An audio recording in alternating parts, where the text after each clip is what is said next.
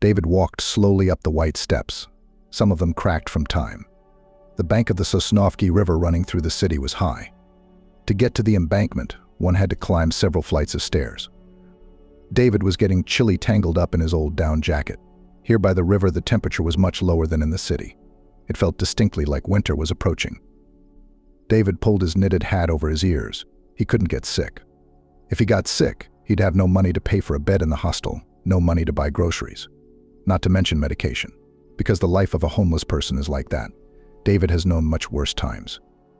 I had to sleep on a heating main and look for food in a garbage dump. It was a lot, but I managed to make it through, to more or less organize my life and everyday life. Of course, we are still far away from the fulfillment of our main dream, the purchase of our own home, but it is already much better than it was. David grew up in a small village. Surrounding the place were groves of aspen trees, especially picturesque in the fall. Little David, as a kindergartner, tried to draw them, these beautiful trees. And then, as he grew older, he also tried to transfer what he saw to paper. But nothing worked out. It seems that he lacked talent. Childhood is the happiest and coziest time of David's life. A grown man often recalled his early years with nostalgia. And it was not even that. At that time he had a roof over his head, his own bed with clean linen, a guaranteed bowl of soup every day. It's that he was loved then. He wasn't alone. Grandma, sweet, kind Grandma Melissa Wise. It seemed to David for a long time that she was omnipotent.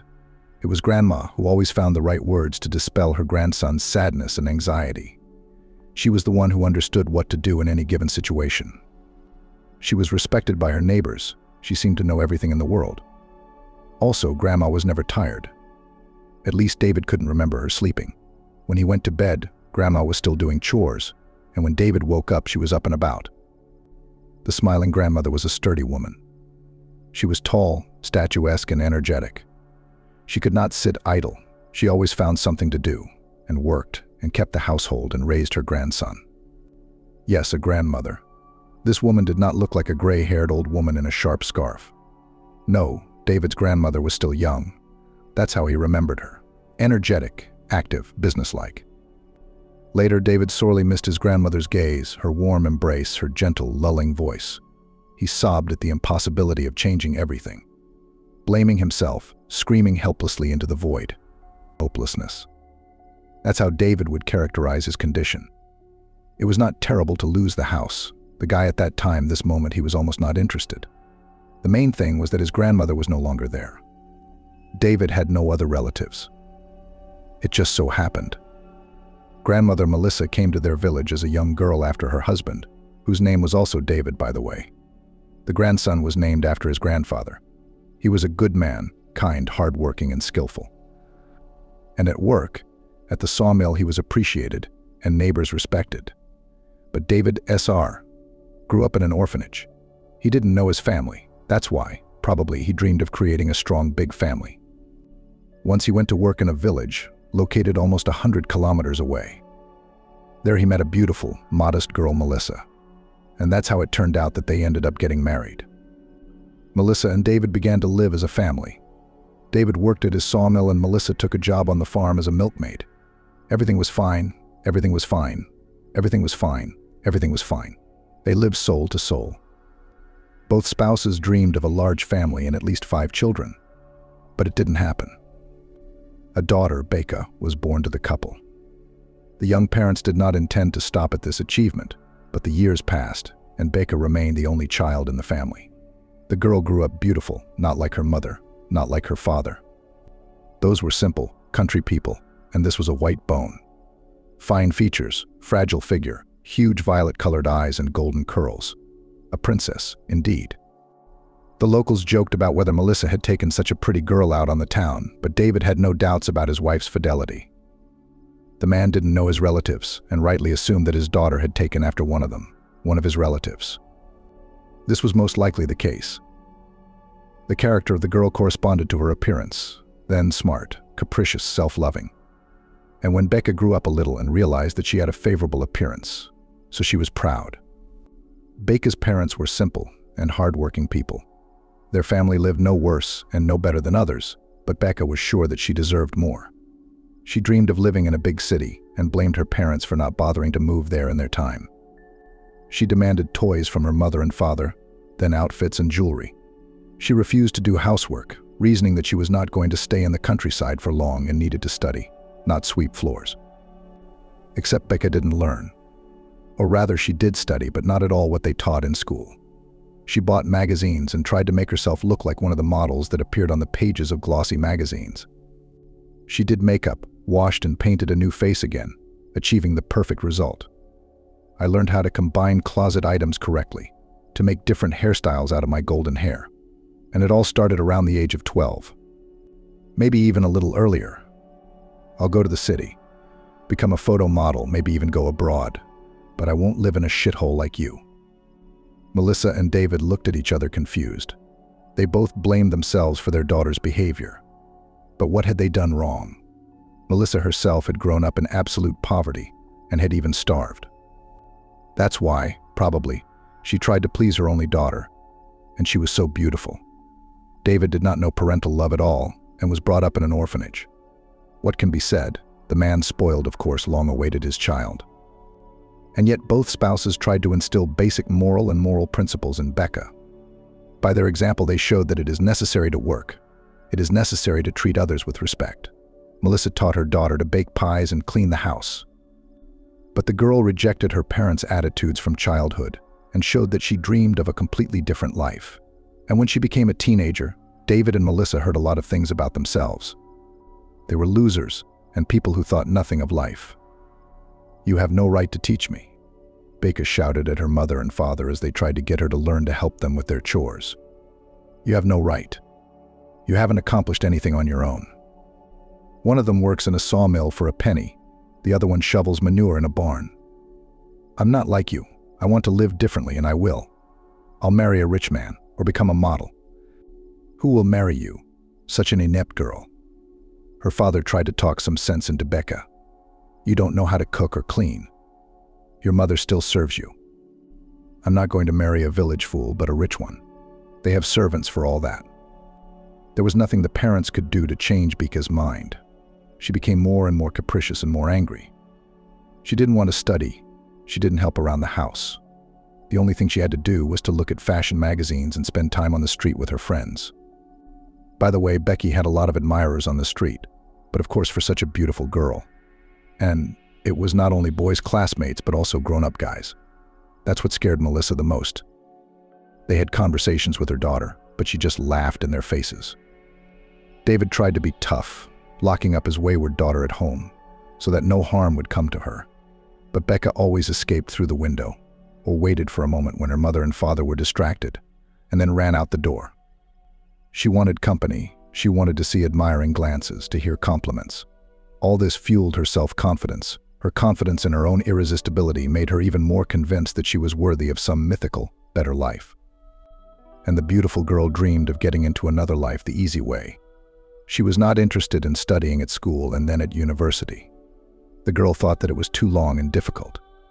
It was for those who were unlucky enough to be born a beauty with huge violet eyes and golden curls. Growing up, David was told about all this by a neighbor, Grandma Lassie. She called his mother Becca a tale. Grandma never spoke ill of his mother, only sighed about her fate. Well, she also blamed herself for missing her daughter somewhere, for neglecting her. But Grandma Lassie cut the whole truth at once, and didn't try to soften the edges. Your mother was beautiful, but she was lazy. She wasn't very smart either. She wanted to fly high, didn't have the brains to do the math, so it turned out the way it did. It wasn't her grandparents' fault. They did everything for their daughter, they're good people. It's probably just genes from David's family. He grew up in an orphanage.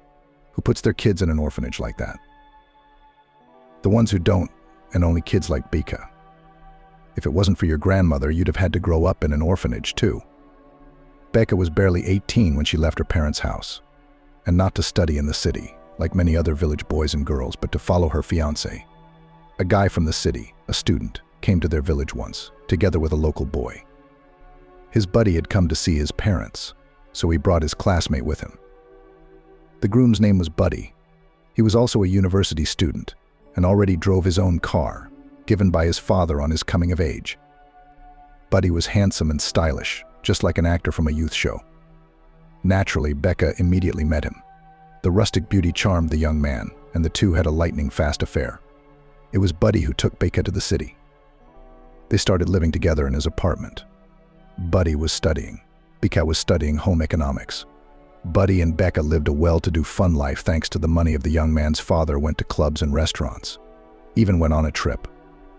Naturally, David went to town and tried to bring his wayward daughter home. He realized what was going on, but she flatly refused to go. And there was nothing he could do, because Becca was already 18. So she had the right to run her own life as she saw fit. Becca had already spent too much time in the village. Her parents got her a job as a clerk at the local store, since she didn't want to study. Becca was angry at her fate, at her father and mother, at the local village priests who could not fulfill her dreams. Her parents kept her from running away to the city, even to nowhere. They were endlessly urging her to get smart, lecturing her, controlling their adult daughter, explaining it all with fear for her future. Becca would have run away from them without a second thought. But where to and for what money? The girl tried to send her photos to a modeling agency, but to her own surprise, she didn't get any answers. And she thought that the offers would fall on her like a cornucopia. Only, it seems, no such luck. Becca kept thinking about the plan, chatting on dating sites, receiving tons of compliments and offers, but she was afraid. She hadn't seen these people in person. There's no telling who might be there on the other side of the monitor. Her parents had planted these fears in her, for which Becca hated them even more. And that's when Buddy showed up, a prince in a black Audi. He rescued the beauty from captivity, took her away from the hated, dirty village, poor parents, moralizing. That's how Becca perceived her departure. She escaped, broke free. It didn't work out with Buddy, so he quickly found someone else. But Becca was in no hurry to return to the village. She got a new beau of lower status than Buddy's major, but nothing. That relationship didn't work out either, but a new one loomed ahead. Becca lowered the bar in the choice of suitors. Suitors changed one after another. One thing remained unchanged. The girl lived at the expense of these people, gave them her tenderness, youth, beauty, and in return received a roof over her head, food, some gifts, trips to cafes and clubs. Becky's life wasn't exactly what she'd dreamed of, but she wasn't going back to the village. David and Melissa were heartbroken to see what their daughter was becoming. Her once golden curls had faded, her voice rough and hoarse, her skin an unhealthy color. Becca drank a lot, started smoking. All this, naturally, affected both her health and her appearance. David was very worried about the path his only daughter had taken, such a huge shock for her father. Melissa hoped that Becca would get her mind right and get over it. She'd had enough of living with one man and another, and they were not such wealthy and handsome young men as Buddy. They were more like wrinkled men of marginal appearance, but they worked somewhere, so they had money, and Becca lived in the city at the expense of her admirers. From the golden curls of Princess Becca and herself had turned into a gray woman with signs of disadvantage in her appearance. It was hard to imagine that she had once looked so different. She had dreamed of a rich, beautiful life, spent hours and hours perfecting her makeup. Becca was going downhill fast and didn't seem to notice it at all. She felt quite happy and did not want to return to her parents' village. David's heart ached for his daughter, literally. The man had suffered 2 heart attacks in a row. Melissa was worried too, of course, but in her heart she hoped that everything would work out. Becca was still young, but David seemed to have realized that nothing good would come out of Becca. David didn't survive the 3rd heart attack, so Melissa was left all alone in the village house. No husband, daughters living the high life in the city. Well, that's not exactly how Melissa pictured her old age.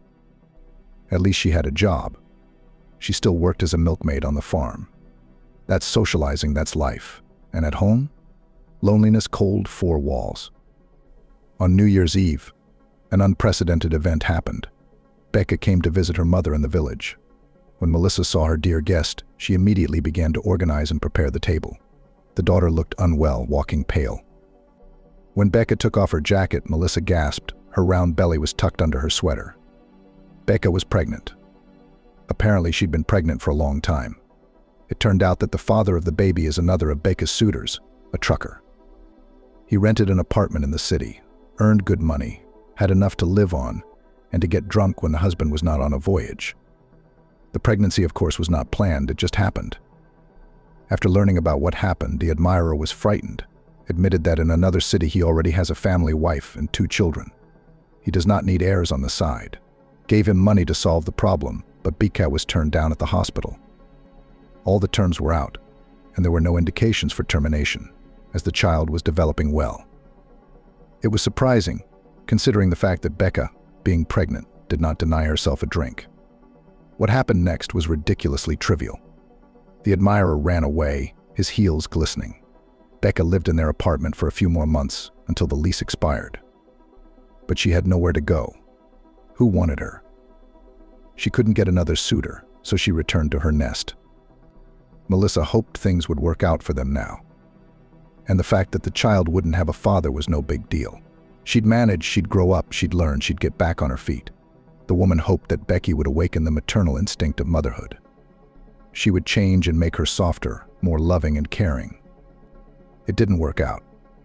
Beka barely survived to give birth in the hated village. By the way, the baby was born prematurely, weak and very small. He was raised for almost a month in Kuwait.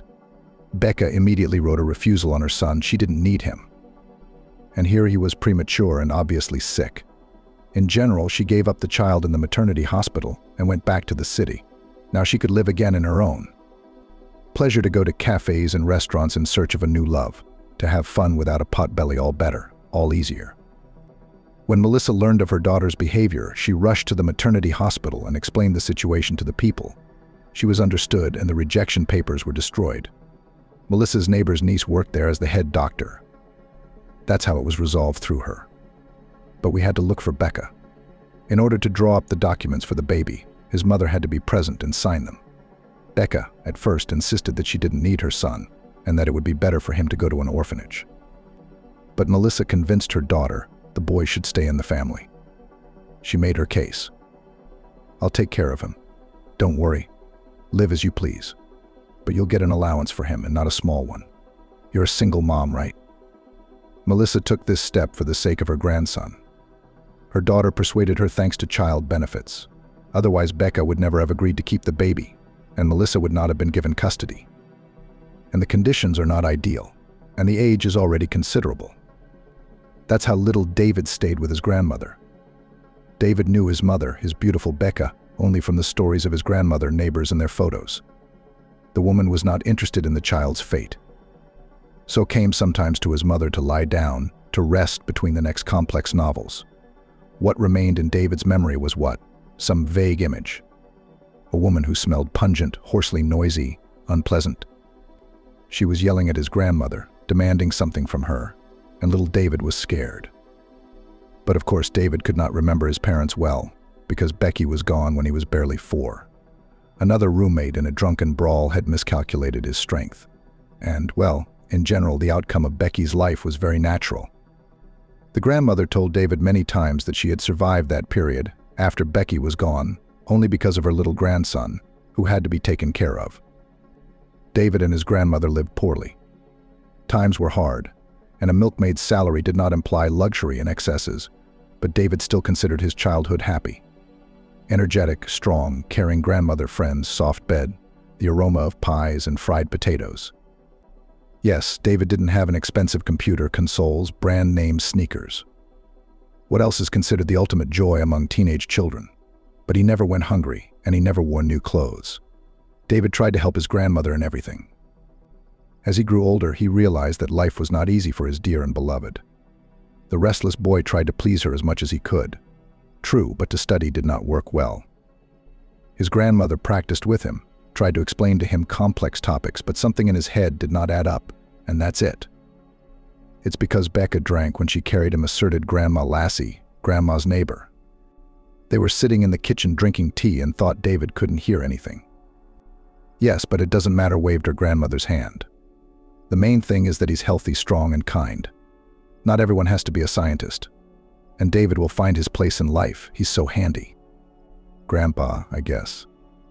David was really ready to fix something, to make it for him. And no one had taught him how to do it on purpose. He watched other people do it. He picked it up on the fly, not like math. By the time David finished school, the financial situation of their small family had deteriorated, with the farm paying a pittance. His grandmother's pension was also very small, especially compared to the ever-increasing prices. David worked part-time, mending neighbors' fences and mowing people's grass, digging potatoes, even helping with the construction of houses. But these earnings were not regular and small. With the grades that were showing in David's certificate, it was not worth thinking about going to college, much less to university. But the boy still decided to go to the city. There are more opportunities to earn, to settle in life. And his grandmother needed financial help. She was already pulling his weight. Go, Melissa said yes. You're a serious guy with a backbone. I'm not as worried about you as I was about Baker. You won't be lost, you won't stray from the straight and narrow. Just be careful, you're still young, and there are so many dangers out there. Don't worry, Grandma. David put his arm around Grandma's shoulders. Everything will be fine. I'll go to the construction site as a laborer. I know how to knead cement, lay bricks and paint plaster. Anyway, I'll definitely find a use for me there. I'll earn money for an apartment, and I'll take you in right away. Grandmother smiled, but her eyes were still sad for some reason. Even though she said David wouldn't be lost, she apparently still had a premonition of trouble. The city at first stunned and even deafened David. Crowds of people rushing somewhere, streams of cars. No, the guy, of course, had been to the city before. But it was one thing to come here with his grandmother to go shopping or to do some paperwork. And quite another to be here for a long time, alone, to become a resident of this noisy metropolis. Where to start? Where to go? David found several advertisements in advance back in the village. Construction sites often needed workers. So he decided to give it a try. A young handy guy was gladly hired to build another supermarket. The site was almost ready. The finishing work was still to be done. The team was running out of time, and they needed helpers. David was a good fit. He was even provided with a roof over his head carriage house. True, he had to share it with the workers, but it was nothing, but it was free. After receiving the first money, David immediately rented an apartment. He wanted to start looking for a job again, but the job found him. One of the workers who lived with David in the apartment called him to a new site. They'll pay well, the bearded man assured me. We'll make a calculation based on the results, and then we'll get the money. David did not object to this arrangement. He had money set aside from his previous earnings, so he didn't really worry about how he was going to live all this time. The work was progressing, and David was anticipating that he would soon have some good money. Then he could send some of it to his grandmother. He knew she had debts, borrowing from neighbors to send her grandson to the city. She was afraid to let the guy go without any money in his pocket. Soon he would pay her back everything, with a raise, and she would be happy. It didn't work out. This time, the owners simply screwed the workers. Or maybe it was the bearded man who took David's money and ran away with it. Maybe he was the cheater. Realized David was green, naive. It was useless to contact the police or the labor inspectorate. There were no official agreements or contracts with the workers, and no one would take their word for it. David was in a desperate situation. The money he had put aside had run out, he had no money to pay his rent, and there was almost no money left for bread. The guy spent days running around the city looking for work. As luck would have it, unskilled laborers were not needed anywhere. One day, after another unsuccessful attempt to get a job at a construction site, David was walking towards the bus stop. He was filled with a whole range of unpleasant feelings: fear, despair, resentment. And then he was called. "You looking for a job?" David turned around. Behind him were two guys in their mid-20s, tall, tanned. Obviously, they were laborers from the construction site. They work on the street. That's why they had tanned faces and broad palms, glowing with mud. "I'm looking," David nodded. "Why?" "Just because we need help. It's not a big deal. It's one thing to unload into a car, but it pays well." A doubt crept into David's soul. What if it was a hoax again? He didn't want to step on the same rake again. He wanted to try to get an official job, but there was no way out. He had to stay in town to find a job. To do that, he had to pay rent, he had to have money for food, so he decided to take a risk. "I'm with you," he said. "So we'll meet here tonight at 11. 11 o'clock. David clarified. It seemed strange. Why so late? "The owners are leaving late. We'll go in after them, start taking everything out. They don't want to be involved in all this fuss. That's why they pay well." David shrugged. The rich have their quirks. "I'll be there," he promised his new acquaintances. At the allotted time, David was in place. The guys he'd arranged with in the afternoon were late. Or maybe they wouldn't show up at all. David wouldn't be too upset. Sure, he needed the money, but these men looked too suspicious. In sincerity, there was a falseness about them. David kept thinking they would cheat him, not pay him, like the bearded man. But the guys showed up, a few minutes late, but they came. Or rather, they came. When an old, broken-down, open-body truck pulled into the parking lot, David didn't even look at it, didn't even think it was behind him. But the driver's door swung open, and one of David's daytime companions looked out. "What are you standing there for? Hop in. We're already late." David obeyed and settled into the seat next to the driver. The other guy was here, too. He said a discreet hello and stared out the window again. Unlike his buddy, this other guy was silent and frowning. They drove for a long time, almost an hour, first through the city, then on the highway, then on a country road. The whole thing seemed increasingly suspicious to David, but he realized that at this point there was no quick and easy way out. At best, these two would drop him off at night without a dime in his pocket somewhere outside of town. At worst, he didn't even want to think about that. The driver joked and smiled from time to time. David had a strong feeling that he was trying to appear calm and relaxed to himself, but he was worried. The other was silent, as usual. He didn't react to his friend's words, just stared at the road. Finally, the truck stopped near a plot of land demolished by a high fence. The driver opened the gate with a key. David exhaled. As long as he had his keys, everything was really okay. "You stay in the yard. We're going in. The driver ordered us. We'll give you the boxes. You'll put them in the truck. It won't take long." The boys disappeared into the house. David noted that they had a key to the front door, too. It was silent and dark, the kind of darkness that only happens in the country. Large stars peered down from the sky. David involuntarily admired the night sky. He remembered his native village, thought of his grandmother. I wondered what she was doing now. Probably drinking tea with Grandma Lassie in the cozy kitchen. And old women always talk about him, about David. I wanted to go home to the only person I knew. I wanted to be a little boy again, with his grandmother as a loving and all-powerful being. David was torn from his pleasant thoughts by the driver's hoarse voice. "What are you dreaming about?" "Standing there like a pillar. Take the box." David obediently dragged the container to the truck as agreed. The box was heavy. I wondered what was inside the book. Utensils? Maybe just some household stuff. No sooner had David returned to the front porch than the silence of the September night was broken by the wail of a police siren. The darkness was struck by the glow of a flashing beacon. David had hoped that the police cars would drive past the lot to the scene, but they stopped right outside the gate. The next thing happened quickly. David's brain recorded separate images. The garden was filling up with uniformed men, some of them rushing into the house, some of them starting to search the plot. David is thrown to the ground as lightly as if he weighed nothing. His arms are twisted painfully behind his back, dry grass is tickling his face. Sand is stuffed into his nose and mouth. David sneezes once, then again, it's hard to breathe. Someone roughly turns David's face sideways. The boy gulps greedily for air. David is already sitting handcuffed on a hard bench with uniformed men nearby. No sign of the driver or the other guy. They seem to have escaped. This is the conclusion David draws from the scraps of phrases exchanged between the lawmen. "Where are your accomplices?" A stout man in camouflage speaks to David. "Do you know where they went?" David shakes his head negatively. He wants to explain to these people that the runaways are not his accomplices, that they met for the first time just this morning, that these guys just offered him a job. And David needed the money. But David was silent. First of all, you'd hardly believe him. The boy replayed his speech in his head and realized. It sounded very improbable.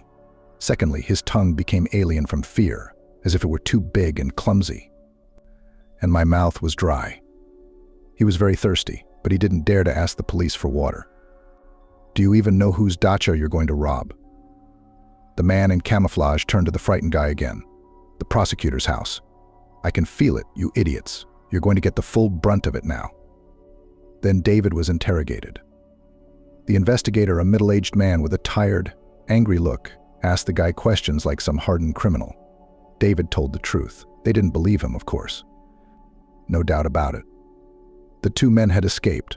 gone into hiding, and were being sought. David had assumed that the cops wouldn't succeed. Now he was sure that he had met experienced criminals. They'd probably get away with it. But what would happen to him? David was sent to the holding cell until morning. Black cell. A very special, indescribable odor. A calm and silent neighbor, not even interested in what David was in jail for. All day long, this big, scowling man would lie on his shelf and stare at the ceiling. Sometimes he was taken away, and then David was alone. It turned out that the truck in which the thieves had come to pick him up was stolen. They decided to pin this vehicle on David too. It was useless to explain to the men in uniform that David couldn't drive a car. He didn't have time to learn. I don't even have a license. That's easy to check. We've got half the country driving without a license. That's no problem. The trial was held unexpectedly quickly. Only a few days after the arrest, the grandmother was present at the hearing. She had been informed in time. David didn't expect to see her. He was in the defendant's seat. All the evidence was against him. He was ashamed to look his grandmother in the eyes, even though David realized that he was not guilty of anything. But Grandma doesn't know. She must think he's a criminal. My grandmother looked thinner and somehow aged all at once. There were shadows under her eyes. There were more wrinkles, and her eyes were troubled, sad, but loving. She looked at David without judgment, with tenderness and love. It gave the boy strength. When the judge announced the verdict, David's eyes darkened. He knew he would not be acquitted, but he had hoped for a much lighter sentence. He even secretly wished for house arrest. He wasn't a repeat offender, after all. 8 years in a strict regime colony, the judge's verdict sounded ruthlessly. Grandma gasped, clutching her heart. So what is it? He's a kid. He's just a kid. The adult criminals confused him, tricked him, and then ran away. So David went to a colony in another region. The long gray days dragged on, one after another, like twins. Wake up, a meager breakfast, work in the industrial zone, a walk in the cramped prison yard, sometimes searches and inspections, lunch, dinner, periodic medical examinations, occasional holidays for the prisoners, the dreary monotony, the peculiar odor, the filth, the despair, the fear. David was always lucky with his neighbors. They were much more human than the guards. Each had his own complicated fate. David, as the youngest, was even pitied in his own way. They understood that it was bad luck for a young, naive guy to meet dangerous people on his way. David now had a lot of time to think. He was going through his universities, getting to know people, getting to know life. Now the boy clearly realized how naive and stupid he had been. David wouldn't fall for such a trick again. He would act differently. But you don't make a fist after a fight. Sometimes his grandmother came to visit David. At each visit, David noticed new wrinkles on her face. Her grandmother had aged. David knew that she now had heart problems, and he realized who was responsible for the illness of the native person. Of course, worries for his grandson did their job. Awarded the grandmother a serious illness. She needed an operation, but it cost money. And where to get it?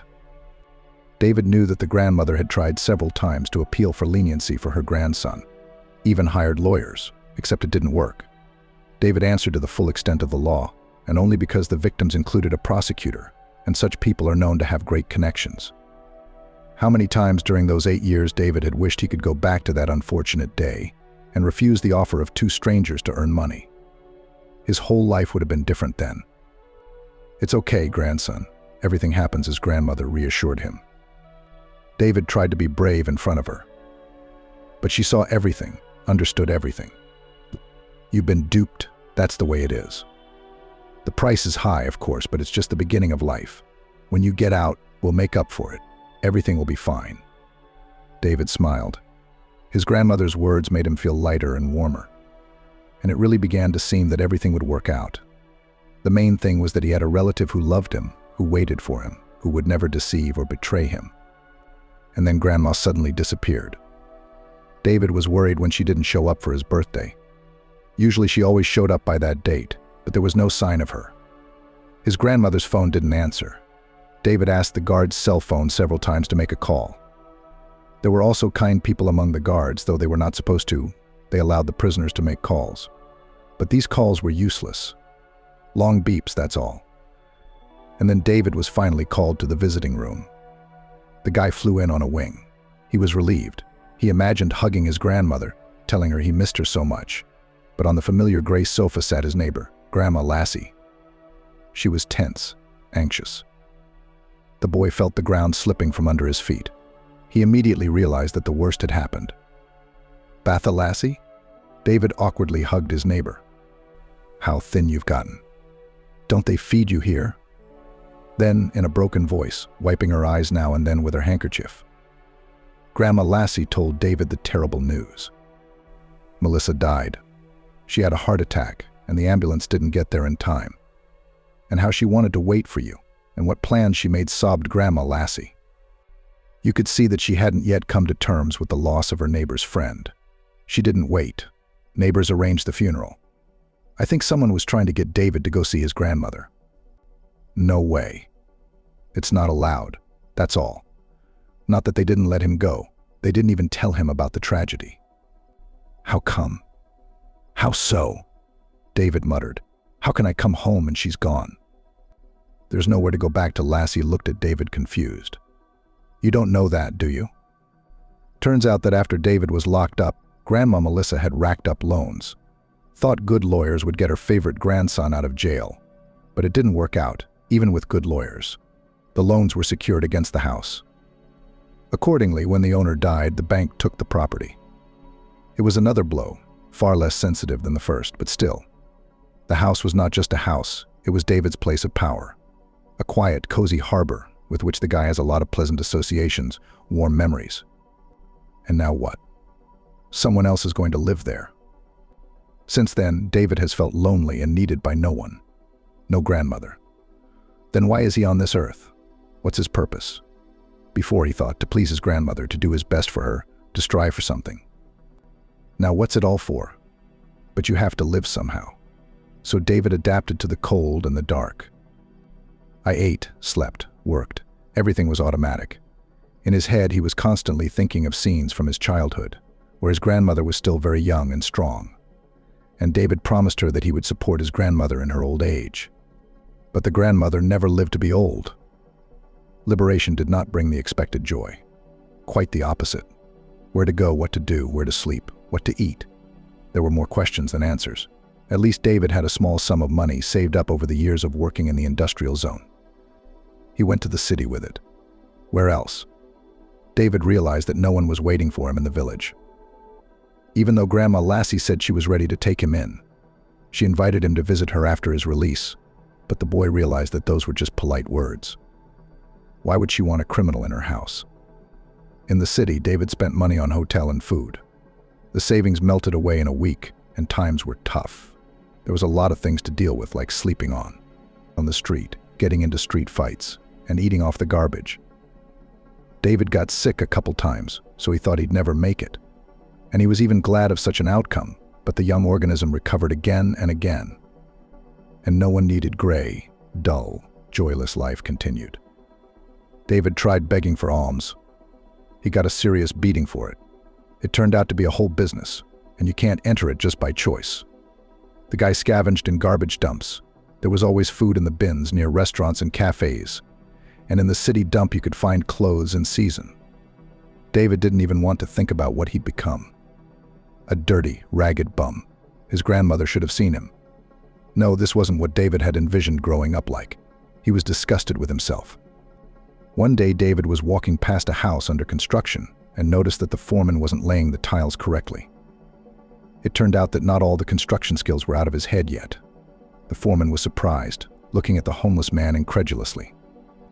Then he took his advice, evaluated the result, smiled, and the unbelievable happened. David was offered a job. Of course, he jumped at the opportunity. The foreman's name was Beverly. He had his own little construction company. The guys did minor repairs and small constructions, and the crew needed smart guys. That's how David got the job. The pay, of course, was not much, but the man was happy about it. After so many years of hunger and wandering, a permanent job seemed a gift of fate. Beverly appreciated David for his diligence and dexterity. Over time, he learned the young man's story and helped him a little bit to get settled in life. For example, he told him that it was not necessary to rent a whole apartment or live in a hotel. It was too expensive. It is much more profitable in David's situation to spend the night in a hostel. It turns out that in the city there are such budget lodgings, huge rooms filled with bunk beds. To rent a bunk, a place for the night in such an establishment, cost a penny. Now David fell asleep in a warm bed. Dozens of neighbors snored around him, but it didn't bother the man, who was used to much harsher conditions. David had a job, he no longer slept outside. In Beverly he had become something of a mentor to the man who had been thrown to the wayside. He helped him with paperwork, big purchases, hospitalization, and so on. Beverly advised David to start saving for his own place. You can't live in a hostel forever. A man needs his own corner. Even if not a luxury apartment, but at least a small one-bedroom in the middle of nowhere, so that there was a place to lay his head. And David began to save a little month by month. The man always kept his savings with him and made a secret pocket on his shirt. When Beverly found out about it, he grabbed his head. "Are you crazy? Who does that? How?" David didn't understand. Where should I leave them? Like burying a treasure in the ground in the woods. Not as a treasure, but as a deposit. I'll tell you what, we'll open a bank account. David was afraid to entrust his hard-earned money to the bank. He had been cheated more than once in his life, and quite cruelly. But Beverly had convinced him. And now homeless David even had his own account. The man replenished it with enviable regularity. The numbers in the account kept growing. Someday David would be able to realize his dream and buy a house or an apartment. Living in a hostel had its advantages. David often met all sorts of people. Amazing fates, sometimes complicated, sometimes even scary. Lots of different stories. People in the hostel were like fellow travelers on trains, generously sharing details of their life stories with each other.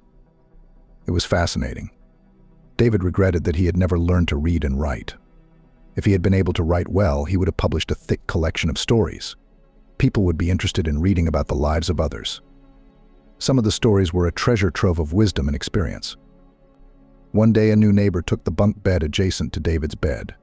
He was a man a little older than David himself. He did not come alone, but with a boy of about 6 years old. The child and the man looked uncannily alike. Identical green eyes with a slightly sly squint, copper red hair. Father and son. Stanford and Arthur, like most of the hostel's permanent residents, had a hard history. David recognized it on about the third or fourth day of his stay with the red-haired couple. Stanford, just like David, grew up in the village. He was raised by his mother. The man never knew his father. They lived poorly, but they didn't starve. There was always food in the house. His mother worked. Stanford studied, tried hard. He had a dream of becoming a lawyer. It seemed to the boy that people of this profession were practically heavenly beings. They helped to settle disputes, did justice, and, importantly, earned good money, so they could afford an apartment in a big city, a beautiful car, trips to the sea. "You see, I wanted to take my mother to the sea," Stanford told David in a confidential whisper. The lights were already off in the room. The many bunks of the hostel were filled with the sound of snoring. Little Arthur, too, was asleep, curled up under the blanket. Stanford and David were having a conversation. A pleasant, almost friendly conversation. David told his neighbor about his fate, and it was somehow simple and natural. And Stanford responded with frankness to frankness. Stanford realized that it was hard for his mother to carry him alone. He dreamed of growing up sooner, of getting on his feet, of making her life a fairy tale. Mama had never been to the sea. She couldn't pay for such a trip, but she dreamed of going. Stanford, however, watched movies about the sea, long looked at the photos of acquaintances from beach vacations. It seems that she even dreamed about the sea. In general, Stanford entered college to study law, went to the city, settled in a dormitory. Mother stayed in the village. The boy's dreams were shattered gradually. He learned that lawyers are not always on the side of truth. Often you have to adjust to the situation, to people. This was discovered in practice in court, and the tasks that are solved by representatives of this profession are often not connected with something heroic. Most of the lawyers are engaged in real estate registration, or in general, the papers go through in offices for pennies. That's how one of the college professors put it. And Stanford had no reason not to trust him. The kid's down. He thought it was worth it to enroll, and that's it. Fate was arranged. A happy future was guaranteed. But no. Still, Stanford tried, studied, After all, there were other lawyers, fighters for justice, defenders of the wronged and oppressed. It was hard to get through, of course. But there is always a chance, though a small one. The older Stanford got, the clearer he realized. Everywhere you need power or money. And he, a country boy, had neither. Stanford finished his college and somehow got a job in the housing and utilities department as a paper pusher for pennies, just like the teacher had told him to. There were plenty of lawyers looking for work at the time, so the inexperienced college graduate was excited about the job. He rented a room in a dormitory and set up his life. His mother was happy for her son. He'd made it in the city after all. She was the only person who believed in Stanford's bright future. And that faith kept the boy afloat, kept him moving forward. He worked in the housing and utilities department, but he was looking for more interesting options. No luck, though. All the good jobs were occupied firmly and for a long time. It seems that there were even queues of blatant applicants for them, but Stanford tried not to be discouraged. He had little doubt that sooner or later good fortune would smile upon him. And then his mother died. Stanford lowered his head. Even in the semi-darkness, David could see that the man was barely holding back tears. It was obvious that the wound had not yet healed. And as the doctors said later, it was long overdue for an operation. And my mother, she kept thinking it would go away, taking pills to relieve the pain, putting off going to the hospital. I know why. They wouldn't let her off work. No, they would have, of course, because she had sick leave. But while she was being treated, they'd have fired her somehow. They'd have found a way. It's happened in our village before. Everyone needs healthy young workers. And Mom? She was afraid of being left without money because she had no one to rely on. I wasn't fit to defend my benefactor. I was barely making ends meet myself. I blamed myself for that. That I couldn't be a support for my mother. That I didn't have time. Stanford took the loss hard. The realization of what had happened came gradually. David understood his neighbor as no one else could. Stanford's story seemed to take him back to the time when he was suddenly without his grandmother. David had felt similar feelings and also blamed himself endlessly for not keeping his loved ones safe. I don't know what would have happened to me in the end, Stanford continued. Maybe I would have lived like a robot, or maybe I would have done something stupid. All sorts of thoughts were going through my head at the time, and it's hard to even remember now. But then Abby came into my life, and everything became somehow. I don't even know how to explain it. Anyway, she got me out. Abby got a job as a janitor at the same housing and utilities company where Stanford worked. A sweet, modest girl with constantly anxious gray eyes framed by fluffy eyelashes. Stanford didn't pay attention to her at first. In housing and utilities, it was common for new recruits to show up and then leave. The turnover was due to a combination of heavy workloads, neglectful superiors, and very modest salaries. But one day the guy literally bumped into Abby in the hallway, rushing to a neighboring office and bumping into a girl moving towards him. And as soon as he didn't notice, Abby yelped. Stanford grabbed her by the shoulders, holding her up so the girl wouldn't fall. "I'm sorry," the guy mumbled. I was about to continue on my way when I saw her eyes. No, of course not. Stanford had met Abby before, and he had seen her in the courtyard at work, in line at the cashier's office, at the planning meeting, in their cafeteria, just on the street, but he hadn't noticed her. After his mother's death, everything around him was gray and unexpressive. There was little that interested Stanford, little that attracted his attention. But those eyes, bottomless lakes from which it was impossible to look away. There was so much anxiety in them, so much trepidation. Stanford suddenly felt himself next to this girl and someone strong, confident, almost omnipotent. He wanted to be near her, to take care of her, to protect her from the dangers of this life. For the first time since the tragedy, the boy suddenly felt alive. They then stopped right there in the hallway. Each had forgotten where they were going. Stanford apologized for running into the girl, smiled.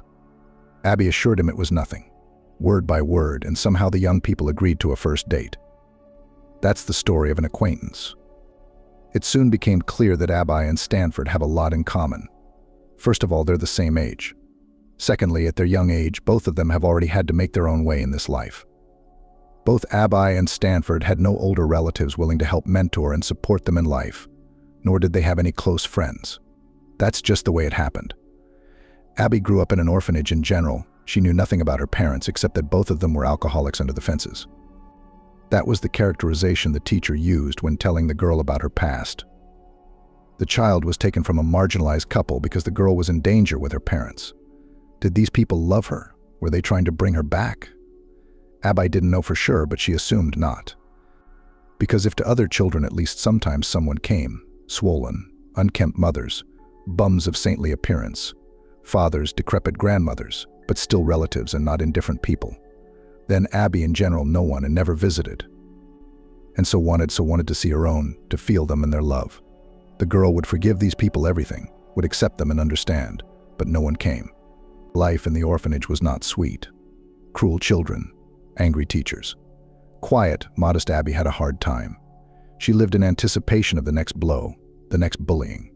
The children sensed this and quietly used it for their own amusement. Abby was locked in a dark toilet at night, and her New Year's gifts, donated by the city administration, were taken away from her. Her clothes were often covered with paint or plasticine. More than once Abby was beaten just to show her strength and superiority, and the girl could neither fight back nor complain. One day Abby told her teachers about peer bullying, and she was blamed. Adults told her that she needed to be more sociable, to find a common language with other people, scared her with diagnoses, but the offenders were still punished. But that didn't make Abby feel any better. On the contrary, she was then spotted in the yard, dragged behind the gazebo and beaten again. The girl never asked adults for help again. Abby didn't do well in school, and she would have liked to be an excellent student. She reached for knowledge, read a lot, but nothing worked. Lessons were impossible to learn. Other pupils interfered, buzzed, pestered, and even, sometimes, took away notebooks and textbooks. In the orphanage, the pursuit of knowledge and diligent study was considered something almost shameful. Abby was called a nerd, a bookworm, and humiliated.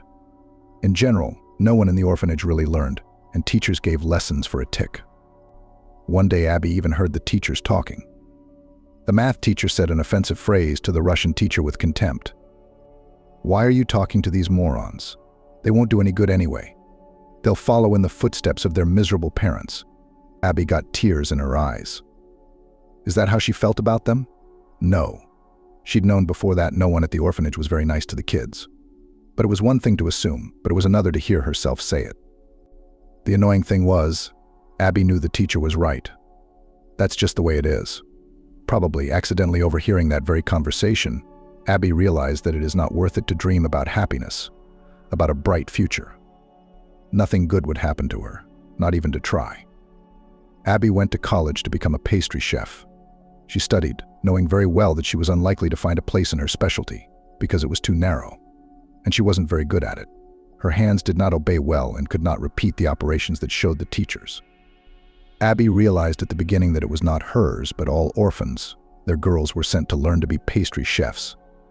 So they sent her. Nothing soothed the group's curator, an unexpectedly warm-hearted, caring woman. Somehow she just felt for Abby. She felt sorry for her, which was unusual. Few people work in the profession. Now you'll find yourself in life.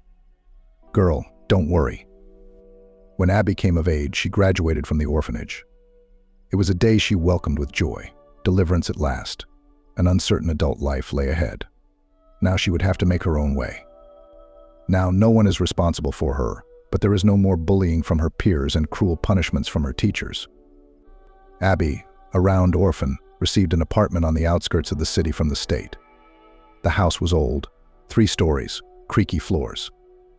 The room was tiny, but it was her own place. An island of tranquility, where Abby found herself a full-fledged mistress. For the first time, the girl was even a little dizzy. She could do whatever she wanted to, cook something delicious in her own kitchen, lie in bed and read without fear that someone would take her book away from her. Watching late into the night on a hand-bought TV, an old, cracked screen. So what? It works. For the first time, Abby lived on the money she had accumulated in her account during her time at the orphanage. Each pupil received a certain amount of money, but the graduates were warned that they had to find a job before these savings would run out.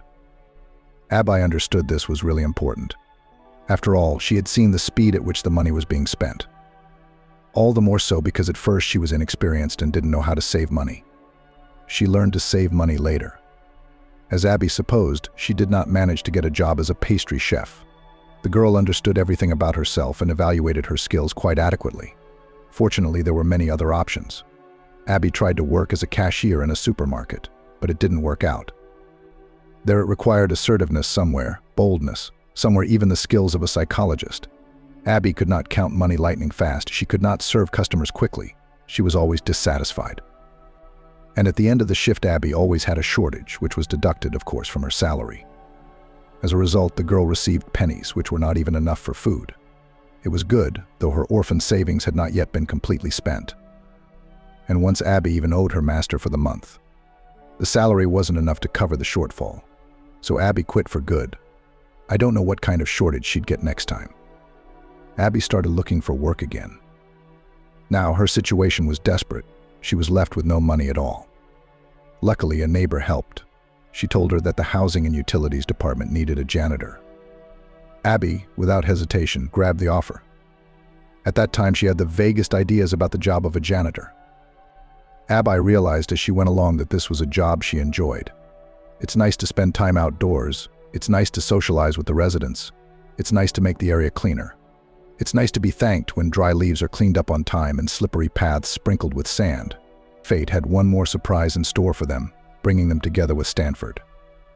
Young people, who were completely alone in the world, suddenly found each other, and it became happiness for both of them. Stanford and Abby did not meet for long. A couple of months after they met, they had already formalized their relationship and began to live together in Abby's small apartment.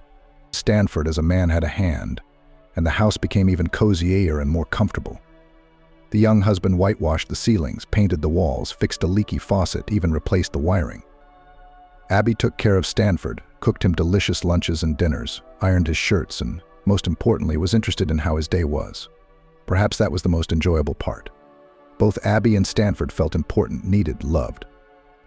Now they were not alone on the entire planet. Life had taken on a whole new color. And then a miraculous event happened. Abby told her husband that she was expecting a child. The couple didn't seem to be planning heirs so soon, but the news pleased both of them. Of course, it was also scary how they would handle the infant. It's not like they have no one to help, no one to advise, and whether they have enough money for such a luxury. Stanford took the risky step of quitting his job at the Housing and Utilities Company, which paid pennies, and took a job as a lawyer for a private practitioner. The latter offered him a much more substantial salary, but there was more work to be done. He had to study a lot, to understand the nuances of complicated cases, to sit in the office late into the night. Stanford did it so that Abby could quit her job. He rightly believed that the physical labor of janitorial work could be bad for the pregnancy. The man's salary was now quite high, but a private businessman is a private businessman. His business had its ups and downs, and sometimes it was jeopardized. Still, Stanford didn't regret his decision. Abby sat at home, doing the housework. Both spouses were looking forward to the arrival of the baby. And then he was born. Small, warm, screaming from the first days, looking remarkably like his father, just as green-eyed and red-haired.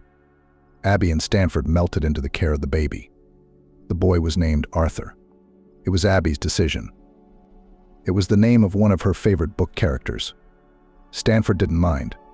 Arthur is a wonderful name. It turned out that a baby is really quite expensive. Diapers, special food, clothes from which a baby grows out of lightning fast. Not to mention drugs, strollers, cribs, toys. Stanford was getting by. He worked his ass off to make sure his family didn't need anything. They had food, they had necessities. They paid their rent. Of course, the young family could not afford anything extra. Trips to the sea, dinners in restaurants, expensive gadgets, all this was still unaffordable. But it seemed to the couple that they still had everything ahead of them. Abby was busy with the baby and the house. Stanford was working, and everything would be fine, except that with Arthur's arrival, Abby's cramped apartment was no longer a place to turn around. Not only did the number of people in the apartment increase, but the amount of stuff. Pretty soon the couple realized and they just needed to expand. Arthur was growing up. He needed more and more space. Ideally a room of his own. A single room would do, but then at least it would be newer and more spacious. And the family was not particularly satisfied with the neighborhood. The school and kindergarten were far away. The nearest bus stop is also at least a 15-minute walk away. In summer it's still okay, but in winter, try to get there. Anyway, Stanford and Abby pondered and decided they needed a mortgage. The money for the down payment could be obtained from the sale of Abby's old, cramped one-bedroom, the village house Stanford had inherited from his mother. Of course, it was a risky endeavor, losing the whole place and going into debt all at once. But Stanford had a good salary at the time. Arthur was growing up, and the time was approaching when Abby would be able to go to work. The payment seemed quite affordable, acceptable to the couple. And so it began. At first, everything went just fine. Buyers were found quickly, even for the village house, although Stanford sensed big problems with it. The proceeds were used partly for the down payment on the mortgage, partly for repairs. Abby and Stanford took a spacious one-bedroom apartment in a new neighborhood. It was bright, clean, and no one had ever lived there before. They renovated it quickly. They had the money. They furnished the rooms with inexpensive but fresh and modern furniture. They hung beautiful curtains and decorated the walls with framed photos. The pictures were of Abby, Stanford, and little Arthur alone, of course. Stanford liked to remember the first New Year's Eve in the new place. They had just finished renovating. The rooms still had the distinctive smell of killer glue and furniture. Beautiful, clean, cozy. The corner of the living room near the window was occupied by a huge, almost to the ceiling Christmas tree. Little Arthur, in funny pajamas, looked mesmerized at the flashing lights of the garlands showing the fluffy beauty. The overhead lights went out. The garlands and the flickering TV screen created a cozy, almost fairy tale atmosphere. Stanford looked at his wife and son at the apartment, at the table set with incredibly tasty dishes, potatoes with chicken, salads, fruit, and of course, champagne. What's New Year's Eve without champagne? At that moment, Stanford felt happy and peaceful. His favorite relatives were near him. It seemed that things would only get better from now on. Stanford was pleased with himself. He had done it all. He had succeeded. What they had never dreamed of had come true. On that magical, peaceful evening, the couple had no idea what trials fate was already preparing for them. It all started the very next year. Arthur reached kindergarten. The kid got used to preschool institutions surprisingly easily. No caprices and tantrums, no endless illnesses, which frightened young parents and acquaintances. Everything went as smoothly as usual. Abby went to work. She was lucky enough to get a job as a kitchen assistant in a restaurant. The work was not particularly hard and responsible, and the pay was much higher than the salary of a janitor. The mortgage payment was a big part of the family's expenses, so the extra pennies were very welcome. Then, in the fall, misfortune came upon Abby and Stanford like a cornucopia. The young, blossoming woman suddenly began to weaken. Dizziness, nausea, loss of appetite. At first, Andrew and Abby assumed pregnancy. Both were frightened. They were not yet ready for a second child, primarily financially. The spouses realized that they would not be able to afford it, but getting rid of the baby was out of the question. So, they gathered their courage and went to the doctor. The antenatal clinic said there was no pregnancy, but Abby's tests were alarming. The woman was strongly recommended to be examined by a general practitioner. Abby, of course, made an appointment. The examination took up a lot of her time and energy. She had to leave work all the time, which of course did not please her boss. Her wife's eyes during this period were somewhat guilty, still anxious and confused. Stanford's heart clenched with pity when he looked at his wife, but the man still believed that everything would be all right. Well, if she lacked some vitamins, or if some organ was malfunctioning, it's no problem. They'll find the fault, treat it, and everything will be as before. The diagnosis sounded like a thunderclap, a rare blood disorder, presumably hereditary hypnosis. Abby couldn't check the doctor's guess, of course. She knew nothing about her relatives. And what did it matter where the disease came from? The main treatment was long, expensive, and no one gave a guarantee. The doctors, with ruthless truthfulness, immediately outlined the most likely scenario. Most likely, the disease, despite treatment, will progress. All medical manipulations can only delay the inevitable for a short while. Abby was quite resistant to her diagnosis, or maybe she was just pretending to be, for the sake of her husband and son. Stanford, on the other hand, was hit over the head with a sandbag. For a long time, he felt stunned, powerless, completely disoriented somehow. How could it be? Where had this misfortune come from all of a sudden? After all, they had only just made it out, only just started a new life. They had so many plans, so many wonderful ideas. Then Stanford came to his senses, accepted the situation and began to act. First of all, he looked for doctors who had experience in treating patients like his wife. It was not cheap, to put it mildly. I had to sell some things, get into loans, and no one canceled the mortgage. Stanford was working alone again, and Abby was weakened. And the treatment was taking up almost all her time. Arthur was happy, not sick, well-behaved, more and more conscious and independent. He understood that his mother was ill and his father had to work hard. And he learned to serve himself, to prepare clothes for the morning, to pour tea for himself and his mother, to make sandwiches. The little boy grew up in front of his eyes. Those around him praised Arthur, setting him as an example to their children. Stanford. He wished none of this had happened. He wished his son didn't know how to tie his shoelaces or make an omelet like other kids his age. Abby wasn't getting the treatment they could afford. The family went into debt, but it was all for nothing. The young woman faded away, becoming a pale shadow of herself. Stanford pounded the doorsteps of charitable foundations, tried to get the advice of eminent professors. The latter sometimes succeeded, but these luminaries of medicine were just throwing up their hands. Abby's disease was poorly understood, unpredictable. No one knew how to help the young woman. Conventional treatment had little effect on her. Eventually, Abby was taken to the hospital, where she had been ill for about 3 years. The woman couldn't even eat anymore, she was so weak.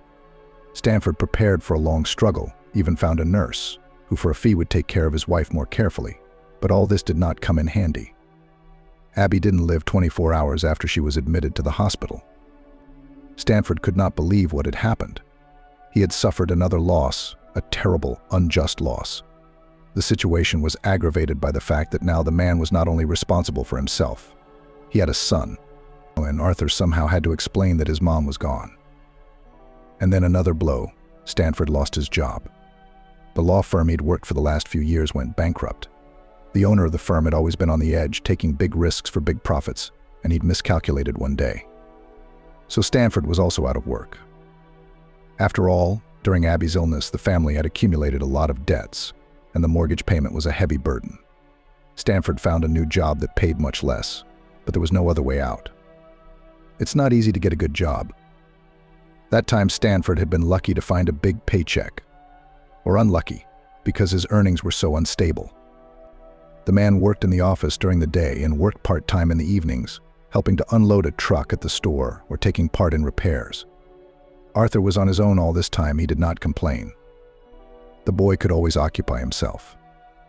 Arthur liked to draw, took pencils or paints, a sheet of paper, and as if disconnected from reality. He went away from the gray reality, created whole worlds with bright rainbows, dense forests and nice big forests, which you will not meet in real life. Stanford didn't worry about his son going hungry. The main thing was to have something in the fridge: bread, sausage, eggs, milk, frozen dumplings. Arthur coped perfectly well with lunch and dinner, and fed his father, who was tired after work. We lived like that, until it turned out that the apartment was going to the bank for debts. At that time, they had accumulated arrears on mortgages and loans, so they asked the man and his child to vacate the premises. Stanford tried to fight for his property as a lawyer.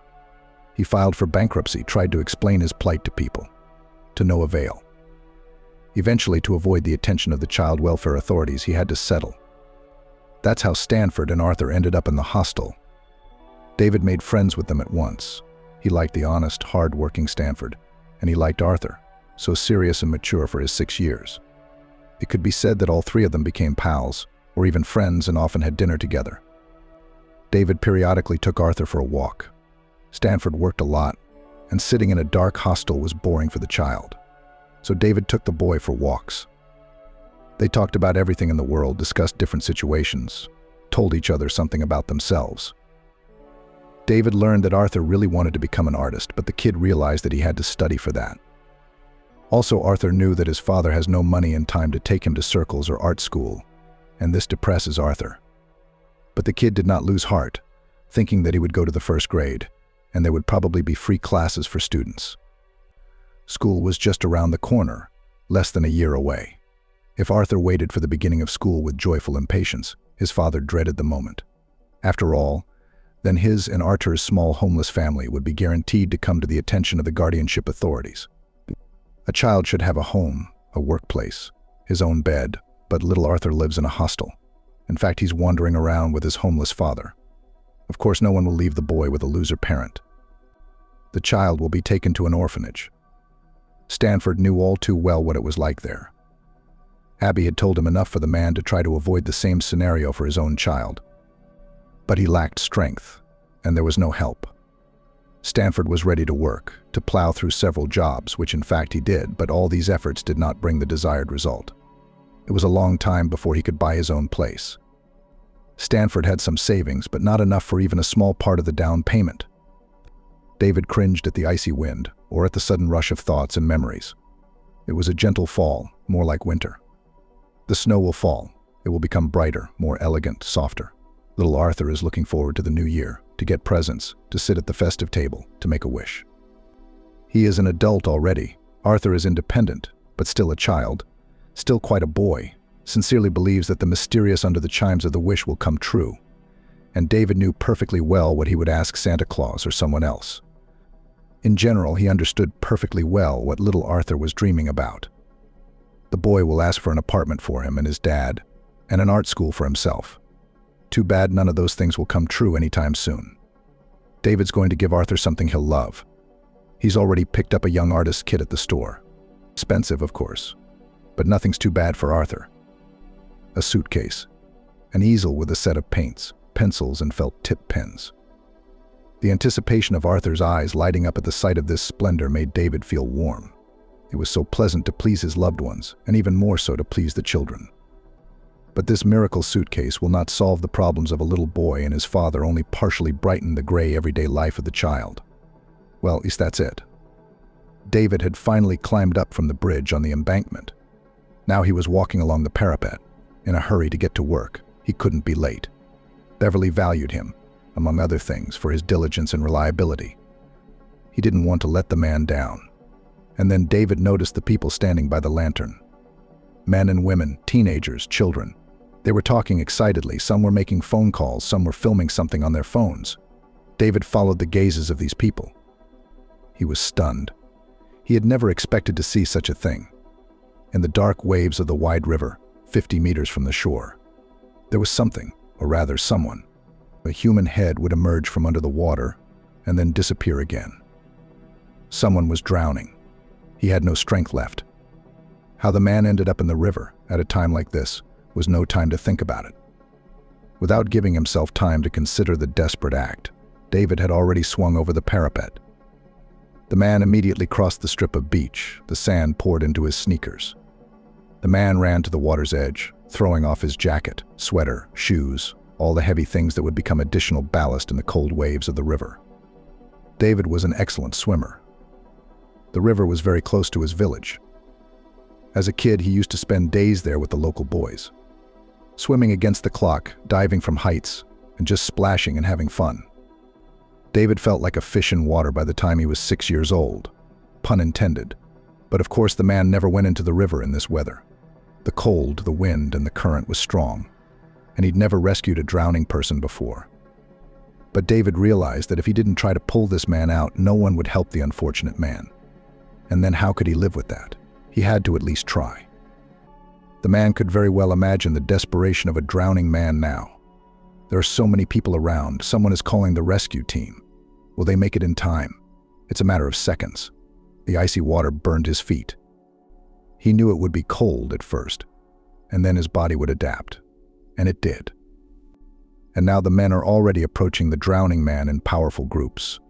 It is hard to swim, strong current, wind, and there is a lot of garbage in the water. Some branches, snags, tina, elderly fangs of algae. David had less and less strength left, but he could see his goal in front of him. A head of dark hair, he was close enough to see the man. It appeared to be a young girl, or even a child.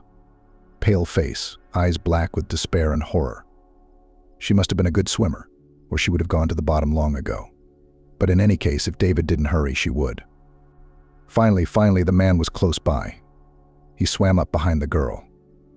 The necessary knowledge rose from somewhere in the depths of memory. Drowning people in a desperate attempt to survive can even drown their saviors. That's why David kept his distance. The girl's hair was long. David grabbed it and pulled her toward the shore. The girl felt that help had come. At first she wanted to reach David to cling to him, but he wouldn't let go. Then the girl kind of realized what was going on, even relaxed a little and let herself be pulled out. Yes, she wouldn't be able to handle the current alone. The girl seemed very thin, almost transparent, already on the shore, silently looked into the face of her rescuer. The poor thing had fainted. They were already waiting for them.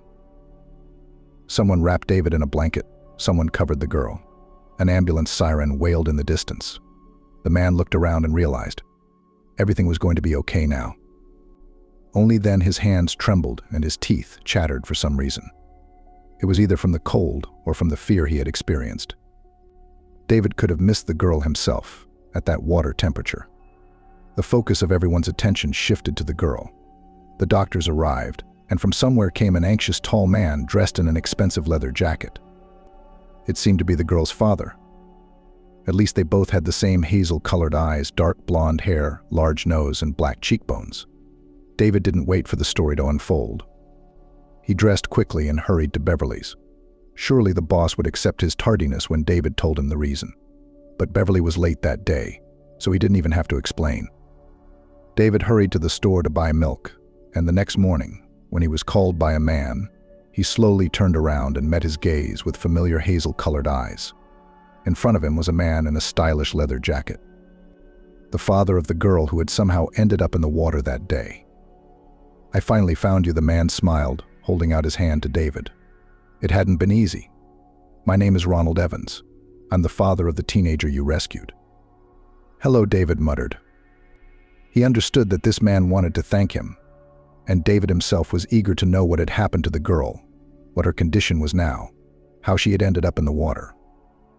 All these days the man thought a lot about the rescued girl.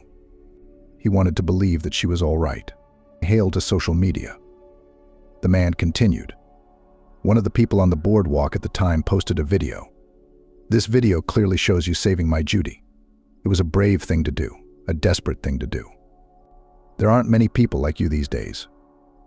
And what a blessing that you were there at the time. How's the girl?" David was certainly pleased to hear Ronald Evans' words, but also uncomfortable at the same time. "Judy's fine. She's in rehab right now." "So you were physically hurt?" "Not really.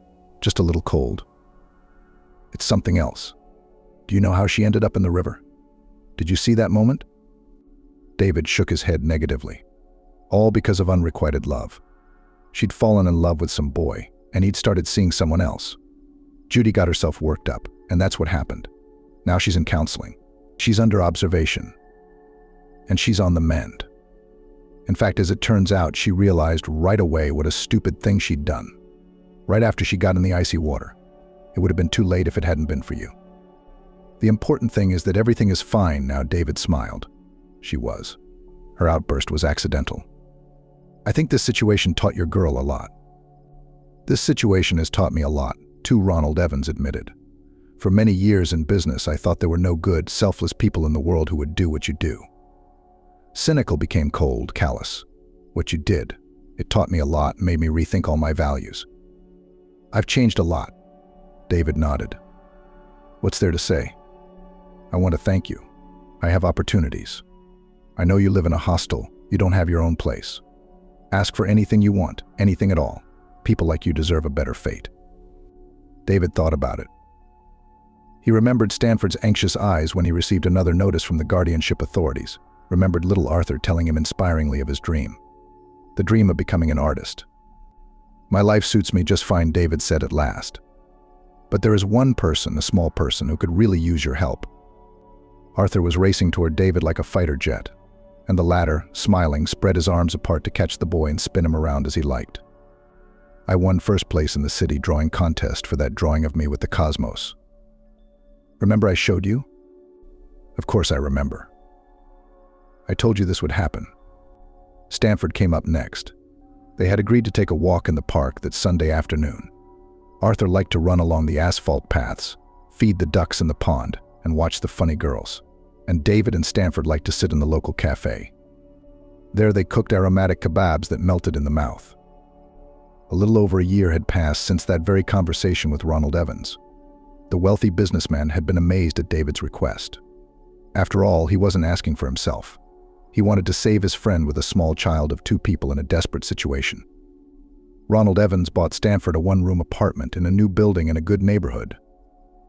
There was a grammar school nearby and, importantly, an art school. Stanford enrolled Arthur in it at the first opportunity. Since then, the boy's talent developed rapidly. His drawings became more and more professional and correct, but at the same time did not lose their uniqueness and spontaneity.